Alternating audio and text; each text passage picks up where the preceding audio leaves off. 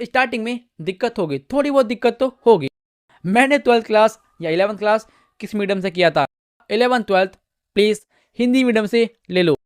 JEE हो गया, NEET हो गया, और वो मुझे देना है इंग्लिश मीडियम में। ऐसे बच्चे भी होंगे जो कि चाहते हैं कि 10th मैंने जहाँ से किया है वहीं से मैं 11th 12th करूँ।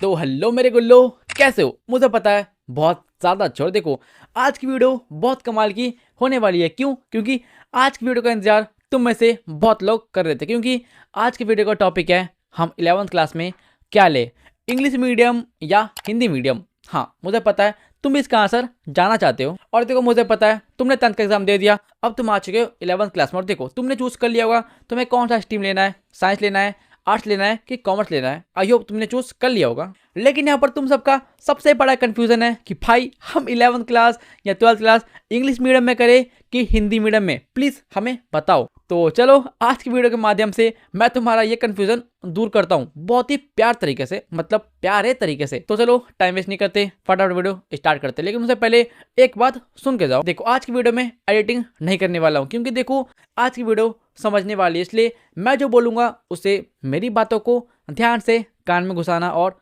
समझने का ट्राई करना, बस यही बोलना है। एडिटिंग नहीं होगा, मेरी बातों सुनो और समझो और अपना कंफ्यूजन दूर करो। चलो वीडियो स्टार्ट करते हैं।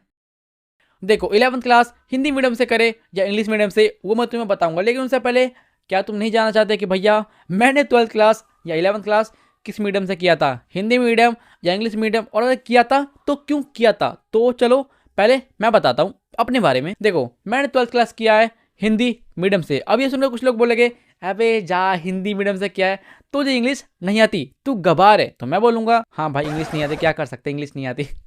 मजाक करो, देखो ऐसा कुछ नहीं है, मुझे इंग्लिश आती है, मतलब थोड़ी बहुत तो आती है। लेकिन अब तुम बोलोगे अगर तुझे इंग्लिश आती है तो तूने हिंदी मीडियम से क्यों किया? तो मैं तुम्हें बता दूं मैंने 10th का एग्जाम दिया था 2023 में। कब?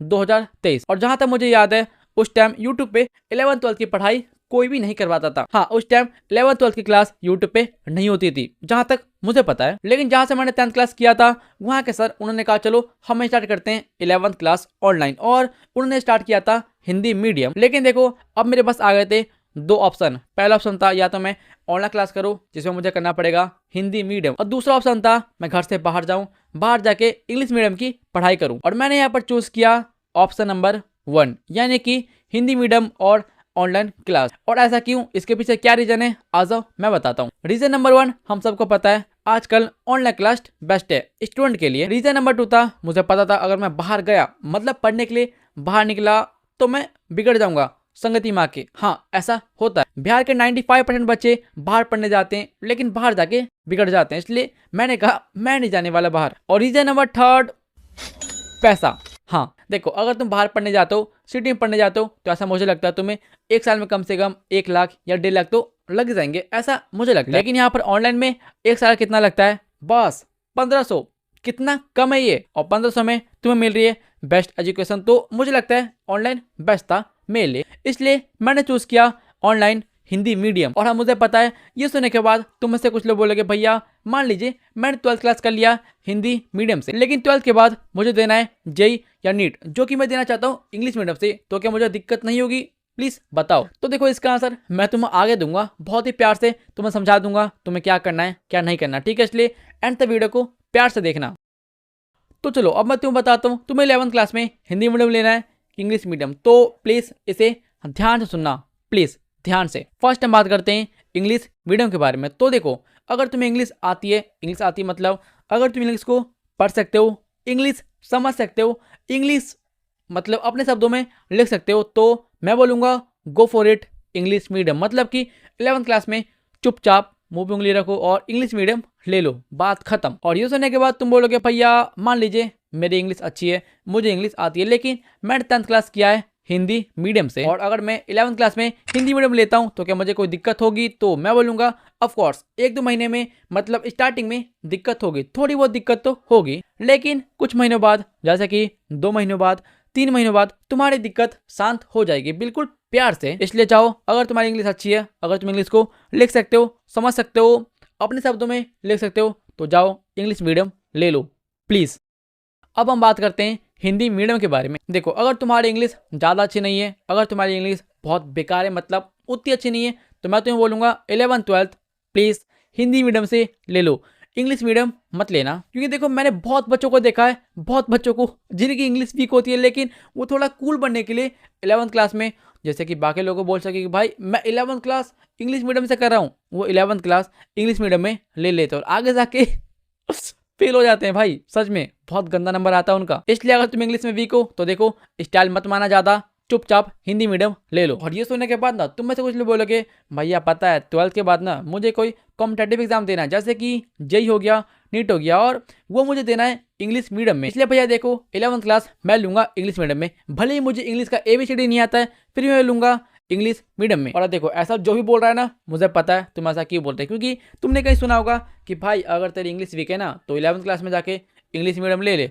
1-2 महीना टाइम लगेगा लेकिन तू इंग्लिश सीख जाएगा बहुत ही प्यार से। और इस बात पे जो भी यकीन करता है तुम मूर्ख हो, तुम गधे हो। और रही बात कॉम्पिटेटिव एग्जाम जैसे कि जेई की, नेट की, उसके लिए क्या करना है आ जाओ मैं बताता हूँ। देखो अगर तुम्हारी इंग्लिश वीक है तो चुपचाप 11th-12th कर लो हिंदी मीडियम से। अरे रुको, आगे बता रहा हूँ क्या करना है, रुको। लेकिन इस बीच तुम्हारे पास बचेंगे 2 साल, 12th तक तुम्हारे पास है 2 साल। तो मैं बोलूँगा इन 2 साल के अंदर अपनी इंग्लिश को मजबूत कर लो।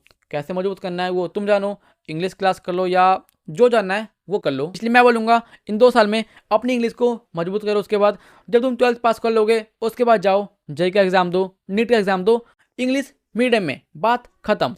और हाँ मुझे पता है तुम ये बोलोगे भैया पता है 12th का एग्जाम मैंने कर लिया हिंदी मीडियम से, तो क्या मैं जेई का एग्जाम इंग्लिश मीडियम से दे पाऊंगा कि नहीं दे पाऊंगा, मतलब कि मुझे दिक्कत होगी। तो बच्चों देखो हाँ दिक्कत तो होगी लेकिन ज़्यादा दिक्कत नहीं होगी, तुम उतना कर लोगे, बात मानो कर लोगे। अगर तुम हिंदी मीडियम से 12th करते हो तो तुम्हारे पास कॉन्सेप्ट होगा 12th का हिंदी मीडियम में, और अगर तुम्हारी इंग्लिश अच्छी है तो तुम आगे तैयारी करोगे जेई की, नीट की, तो तुम्हारे पास कॉन्सेप्ट आ जाएंगे इंग्लिश मीडियम में 12th के। तो तुम्हारे पास दोनों कॉन्सेप्ट होंगे, हिंदी मीडियम इंग्लिश मीडियम, मतलब तुम्हारे पास ज़्यादा बेनिफिट होगा। इसलिए देखो देख लो तुम्हें क्या लेना है, इंग्लिश मीडियम की हिंदी मीडियम।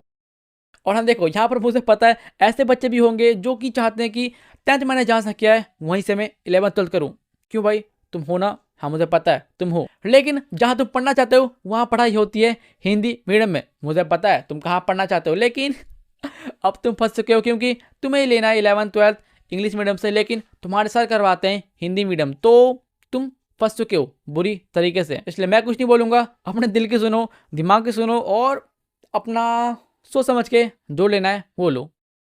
और हाँ मेरी सारी बातें सुनने के बाद अगर यहाँ कोई ऐसा बच्चा है जिसे इंग्लिश का ए भी नहीं आता है और वो सोच रहा है भाई मैं फिर भी 11th क्लास इंग्लिश मीडियम से लूँगा, कोई मुझे नहीं रोक सकता, तो मैं तुम्हें बता रहा हूँ भाई मत करना, तुम्हारी हालत ख़राब हो जाएगी प्लीज़। जब तुमसे एग्जाम में पूछेंगे ना कि बेटा बताओ किरचॉफ लॉ क्या होता है, किरचॉफ के लॉ को एक्सप्लेन करो, और यहाँ पर तुम्हें इंग्लिश आती नहीं है लेकिन तुमने ले लिया है इंग्लिश मीडियम, तो तुम यहाँ पर क्या लिखोगे, घंटा लिखोगे नहीं ना, हिंदी लिखोगे नंबर कट जाएंगे, और इंग्लिश तुम्हें आती नहीं है तो तुम तो फंस जाओगे। इसलिए मैंने बोला है अगर इंग्लिश नहीं आती तो मत लेना भाई, मत लेना। इसी बात पे तुम सभी लोग कमेंट करो, तुम 12th क्लास या 11th क्लास किस मीडियम से करने वाले हो, इंग्लिश से लोगे या हिंदी से लोगे, प्लीज़ कमेंट करो। अबे करो कमेंट, हाँ तुझे बोल रहा हूँ कमेंट कर भाई। एंड आई होप तुम्हें आज की वीडियो अच्छी लगी होगी, अगर वो समझे हो तो लाइक कर दो, लेकिन अगर तुम नए स्टूडेंट हो तो प्लीज़ सब्सक्राइब कर दो। वो सब्सक्राइब का बटन ना फ्री होता है, इसलिए उस पर क्लिक कर दो, फ्री है भाई दबा दो, कुछ नहीं होता। और इस वीडियो को शेयर करना, जितना शेयर कर सकते हो उतना शेयर करो, दोस्तों के पास, रिश्तेदारों के पास, भाई के पास, बहन के पास, गर्लफ्रेंड के पास, बॉयफ्रेंड के पास, मम्मी के पास, पापा के पास, सबके पास भेज दो। ए भाई ये मजाक कर रहा हूँ, ठीक है। तो ठीक है मिलेंगे नेक्स्ट वीडियो में। नेक्स्ट वीडियो किस टॉपिक को चाहिए कमेंट करना। बाय।